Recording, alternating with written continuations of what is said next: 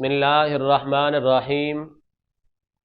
دعا کی اہمیت اور عظمت کے حوالے سے ایک آیت کریمہ کو بیان کرنا چاہوں گا۔ سورہ فاطر چیپٹر نمبر 22 ورس نمبر 15۔ اللہ رب العزت نے ارشاد فرمایا، یا ایھا الناس انتم الفقراء الی اللہ واللہ ھو الغنی الحمید۔ ترجمہ، اے لوگو تم سب فقراء ہو اللہ رب العزت کی طرف، اور اللہ وہ غنی ہے، حمید ہے۔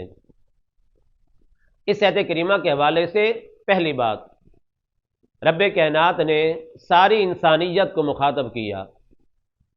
کیا فرمایا؟ یا ایھا الناس، اے لوگو۔ الناس کے اندر ہر ایک انسان شامل ہے، چاہے وہ نبی ہے یا رسول ہے، مسلمان ہے یا کافر ہے، مشرک شرک کرنے والا ہے یا موحد توحید والا ہے، فاسق و فاجر ہے یا ولی کامل ہے، امام ہے یا مقتدی ہے، کوئی بھی انسان ہے، اللہ رب العزت نے ہر ایک کو مخاطب کیا، اور مخاطب کر کے کیا فرمایا؟ انتم الفقراء، تم سارے فقراء ہو، جمع فقیر کی فقراء، فقیر محتاج، تم سارے کے سارے محتاج ہو، تم سارے کے سارے بھکاری ہو۔ سوال پیدا ہوتا ہے، ذہن میں آ سکتا ہے کہ بھئی ہم فقیر کیسے ہو گئے، ہم محتاج کیسے ہو گئے؟ کوئی کہے گا کہ بھئی میں لاکھوں روپیہ مہینہ کے کماتا ہوں، میں کیسے فقیر ہو گیا؟ میرا بڑا وسیع کاروبار ہے، میں کیسے فقیر ہو گیا؟ جو اللہ نے فرما دیا وہ حق فرمایا ہے، وہ سچ فرمایا ہے۔ کس طرح ہم فقیر ہیں؟ ہم اس وجود کے اعتبار سے بھی اللہ رب العزت کے محتاج ہیں۔ وہ ہمیں وجود نہ دیتا تو ہمارا اس کائنات کے اندر وجود نہ ہوتا، اور پھر اس وجود کو مینٹین رکھنے کے لیے، برقرار رکھنے کے لیے بھی ہم رب کائنات کی ذات کے محتاج ہیں۔ اگر اللہ رب العزت ہوا کو ختم کر دے تو پھر بھی انسان کا اس کائنات کے اندر رہنا ناممکن ہو جائے، پانی کو ختم کر دے انسان کا رہنا ناممکن ہو جائے، روشنی کو ختم کر دے تو پھر اس کائنات کے اندر انسان کے لیے کام کاج کرنا ناممکن ہو جائے۔ پتہ چلا اس وجود کے اعتبار سے بھی انسان اللہ کا محتاج ہے، اور پھر اس وجود کو مینٹین رکھنے کے لیے بھی اللہ رب العزت کا ہی انسان محتاج ہے۔ اور پھر یہ انسان، اس کی اوقات کیا ہے؟ اللہ رب العزت کی بڑی بڑی مخلوقات بھی وہ اللہ رب العزت کی محتاج ہیں، بھکاری ہیں، فقیر ہیں۔ سورہ فاطر ورس نمبر 41 چیپٹر نمبر 22۔ ان اللہ یمسک السماوات والارض ان تزولا ولئن زالتا ان امسکہما من احد من بعدہ انہ کان حلیما غفورا۔ بے شک اللہ آسمانوں اور زمین کو تھامے ہوئے ہیں۔ اگر اللہ رب العزت اس کو چھوڑ دے تو کون ہے اللہ رب العزت کے بعد ان کو تھامنے والا؟ آج جو آسمان بغیر پلر کے، ستون کے موجود ہے، اپنی جگہ پر قائم ہے، صدیوں سے، ہزاروں لاکھوں سالوں سے، یہ اللہ رب العزت کے حکم سے ہی ہے۔ جنبش نہیں کرتا، ہلتا نہیں، گرتا نہیں، زمین نہیں ختم ہوتی، یہ اللہ رب العزت کے حکم سے ہی۔ تو آسمان بھی محتاج ہے اللہ پاک کا، زمین بھی محتاج ہے رب کائنات کی ذات کی۔ آسمان پر جو بھی مخلوقات ہیں وہ بھی محتاج ہیں، زمین پر جو مخلوقات ہیں وہ ساری کی ساری محتاج ہیں، اور آسمان و زمین کے درمیان جو بھی مخلوقات ہیں وہ بھی رب کائنات کی ذات کی محتاج ہیں۔ سورہ ملک ورس نمبر 19 چیپٹر نمبر 29۔ اولم یروا الی الطیر فوقہم صافات ویقبض ما یمسکہن الا الرحمن انہ بکل شیء بصیر۔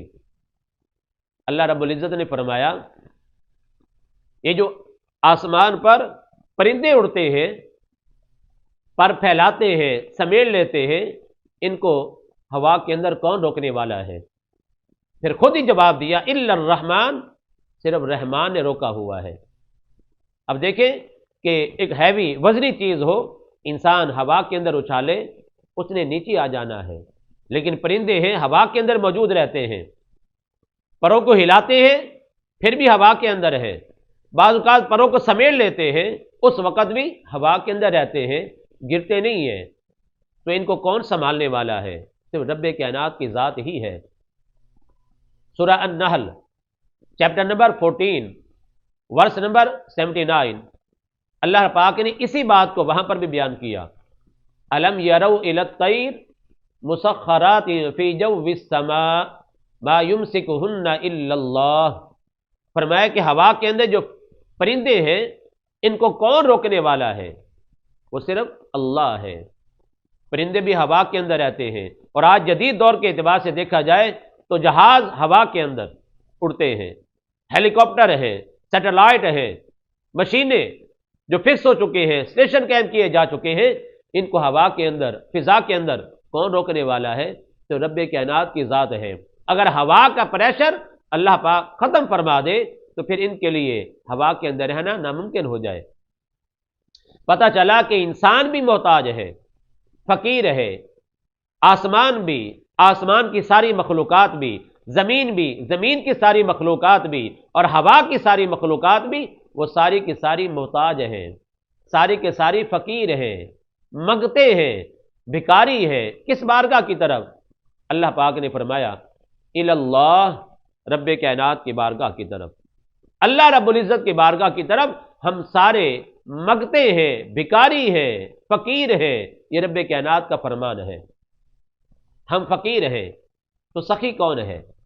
اللہ رب العزت نے اس آیت کریمہ کے آگے فرمایا واللہ هو الغنی الحمید، وہ اللہ ہے جو غنی ہے، حمید ہے۔ غنی سخی ہے۔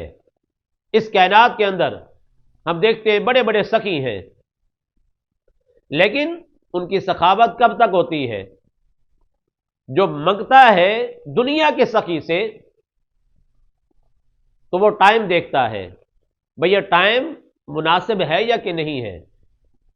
وہ سخی کا موڈ دیکھتا ہے کہ اس کا موڈ اچھا ہے تو میں اپنی جو ضرورت ہے وہ اس کے سامنے پیش کر سکتا ہوں، اس سے مانگ سکتا ہوں۔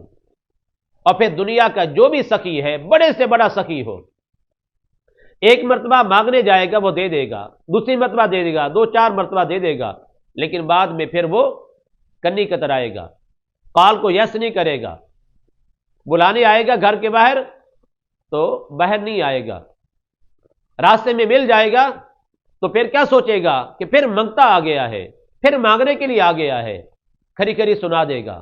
یہ دنیا کے سخی ہیں، لیکن اللہ واللہ هو الغنی، وہ اللہ غنی ہے۔ وہ کیسا سخی ہے کہ اللہ کی بارگاہ میں انسان صبح کو مانگے یا شام کو مانگے وہ دیتا ہے، دوپہر کو مانگو یا رات کو مانگو وہ اللہ دیتا ہے، سردی میں مانگو وہ دیتا ہے، گرمی میں مانگو وہ دیتا ہے، بارش میں مانگو وہ دیتا ہے، بارش سے پہلے یا بعد میں مانگو وہ دیتا ہے، بارش کو مانگو وہ دیتا ہے۔ ہر چیز دینے والا کون ہے؟ وہ اللہ رب العزت کی ذات ہے۔ ہم فقیر ہیں، ہم محتاج ہیں، ہم بھکاری ہیں، وہ سخی ہے، وہ بے نیاز ہے، وہ احد ہے، وہ صمد ہے، جس کو نہ نیند آتی ہے نہ اونگ آتی ہے۔ جس وقت بھی مانگو، جس چیز کو بھی مانگو، اور جو بھی مانگو، جس موڑ پر مانگو، جس حالت میں مانگو، وہ اللہ ہماری فریاد کو سننے والا بھی ہے، وہ اللہ ہماری فریاد کو پورا کرنے والا بھی ہے۔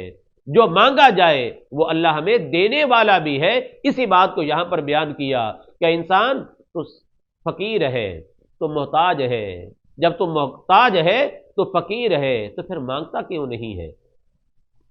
لیکن آج ہماری حالت کیا ہے کہ ہم اللہ کی بارگاہ میں مانگنے کے لیے تیار نہیں ہوتے ہیں الا ماشاء اللہ، اور اگر مانگتے بھی ہیں، عام انسانوں کی بات کر رہا ہوں، مانگتے بھی ہیں تو پھر وہ مانگنے کا انداز نہیں ہوتا، وہ اللہ رب العزت کو حکم دیتے ہیں۔ مثال کے طور پر ہم کہتے ہیں اے اللہ ہمارا یہ کام کر دے، اے اللہ ہمارا یہ کام ہونا چاہیے، یا اللہ ہمارا یہ کام کر دے، یہ کام ہو جائے۔ اب یہ کیا ہے؟ یہ اللہ کو آرڈر دینا ہے، اللہ پاک کو حکم دینا ہے، یہ ہمارا یہ کام ہونا چاہیے۔ فقیر کا یہ کام نہیں ہوتا، یہ انداز نہیں ہوتا۔ اے انسان، علماء فرماتے ہیں، علماء حق، اللہ علماء حق پر اپنی رحمتوں کی برسات فرمائے۔ علماء حق فرماتے ہیں کہ انسان جب تو فقیر ہے، فقیر محتاج ہے اللہ پاک کی ذات کا، تو پھر انداز بھی وہ اختیار کر جو فقیر کا ہوتا ہے۔ اگر معلوم نہیں ہے تمہیں کہ انداز کیا ہے، تو دنیا کے فقیر سے سبق حاصل کر لے، دنیا کے منگتے سے تو سیکھ لے، تجھے انداز آ جائے گا۔ علماء حق بیان کرتے ہیں کہ دنیا کے فقیر کے کئی انداز ہوتے ہیں، یہ صرف سمجھانے کے لیے بات ہوتی ہے۔ پہلا انداز کیا ہے؟ فقیر جو دنیا کا ہے، 10-20 روپے کا، 50-100 روپے کا، دنیا کی کسی چیز کا بھکاری ہے، وہ مانگنے کے لیے آتا ہے، تو اس کا انداز کیا ہوتا ہے؟ اس کے لہجے کے اندر عاجزی ہوتی ہے، اس کے لہجے کے اندر انکساری ہوتی ہے، اس کے چہرے پر مسکنت برس رہی ہوتی ہے، محتاجی ظاہر ہو رہی ہوتی ہے، بڑے ہی عاجزانہ انداز سے وہ مانگتا ہے، لہجے کے اندر بھی عاجزی، چہرے پر بھی مسکنت۔ یہ دنیا کے فقیر کا ایک انداز ہوتا ہے، اور ہمیں بھی چاہیے کہ یہ انداز اپنا کر اللہ رب العزت کی بارگاہ سے مانگے۔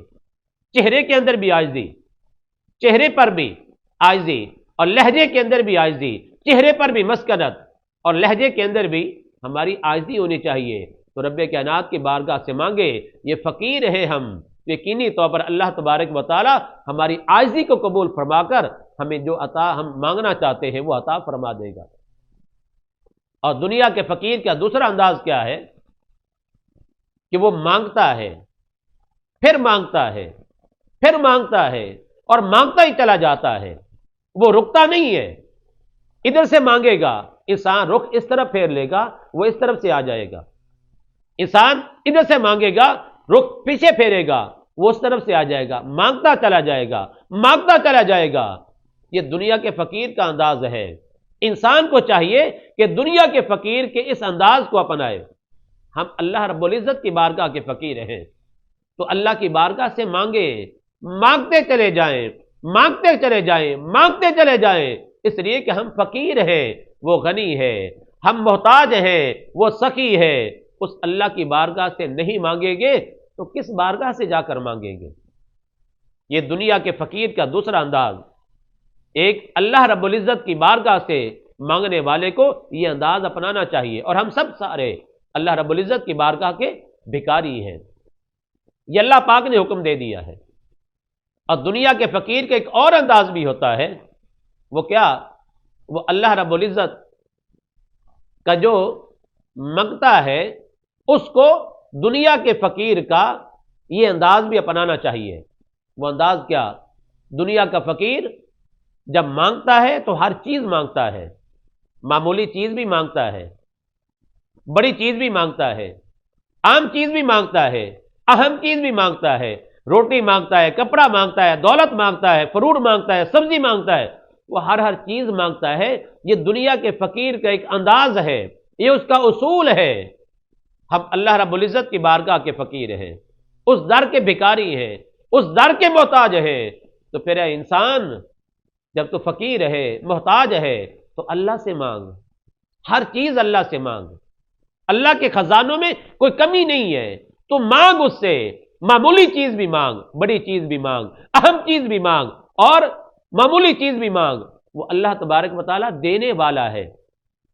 بلکہ حدیث پاک میں ہے، جامع ترمذی میں، اللہ کے پیارے نبی احمد مجتبی محمد مصطفیٰ صلی اللہ تعالی علیہ وآلہ وسلم نے ارشاد فرمایا، حتی یسأل شسع نعلہ اذا انقطع، او کما قال، کہ جب انسان کے جوتی کے حوالے سے بات ہے، تسمہ ٹوٹ جائے، تلوے ٹوٹ جائے، پھٹ جائے، تو پھر انسان سوال کرے کس سے؟ رب کائنات کی بارگاہ میں۔ اللہ رب العزت کی بارگاہ میں دعا ہے کہ اللہ تبارک و تعالی ہمیں اپنی ذات سے مانگنے کی توفیق عطا فرمائے، اپنے در کا بھکاری بنائے، اپنے در کا محتاج رکھے، اور یقینی طور پر جو اس در کا بھکاری بن جاتا ہے تو دنیا کی ہر چیز سے وہ انسان جو ہے وہ چاٹ ہو جاتا ہے مانگنے کے اعتبار سے کہ میں تو اللہ رب العزت کی بارگاہ کا بھکاری ہوں، اس در کا فقیر ہوں، اور جو اس در کا فقیر بن جاتا ہے وہ کبھی بھی محتاج نہیں ہوتا ہے دنیا کا، دنیا کی چیزوں کا، اس لیے کہ وہ سب سے بڑے سخی سے وہ انسان مانگ رہا ہے، اور وہ اللہ ہر چیز دینے والا ہے۔ اللہ رب العزت ہمیں اپنی ذات سے، صرف اپنی ذات سے مانگنے کی توفیق عطا فرمائے، اور اپنی بارگاہ کا ہمیں بھکاری بنائے، اور مانگنے کا جو انداز ہے اللہ ہمیں وہ بھی اپنانے کی توفیق عطا فرمائے۔ آمین ثم آمین۔